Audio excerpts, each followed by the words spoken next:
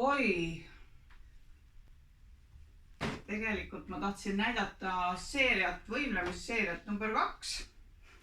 Et kui sa oled terve päeva nutitelefonis või lihtsalt arvuti taga istunud, siis on jube hea selgroole paar lihtsat harjutust, mis on Hiina tervisevõimlemisest, Qigonist, sellised soojendusharjutused. Ja need toimuvad siis pingi eespool ja jalad on siis õlgade laiuselt lahti, käed põlvedel alguses ja sa teed lihtsalt, lähed nagu õlgadele järgi ühele poole ja teisele poole, nii et selgroog mõnusalt lainetab kaasa ja pea lainetab ka kaasa, et eraldi ei pea nagu pead liigutama, aga ta tuleb mõnusalt nagu siis keha liikumisele järgi.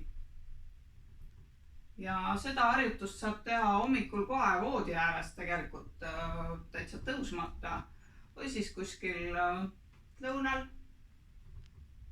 või võtad lihtsalt ette ja liigutad oma selgroogu.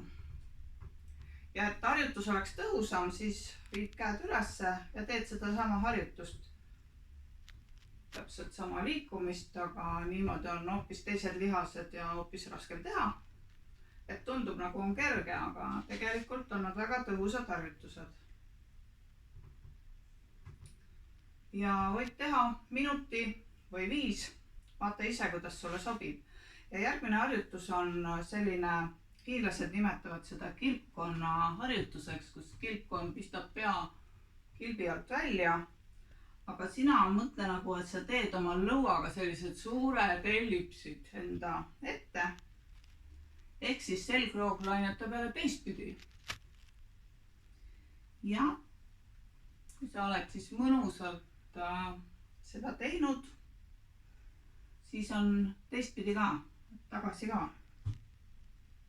Ehk siis kogu rõhk on nagu, et hästi rahulikult selgroog lüli sammas mõnusalt saab liigutada.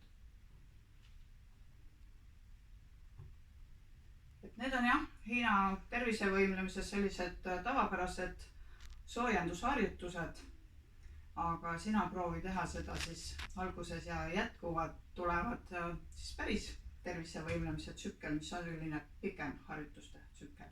Head liikumist!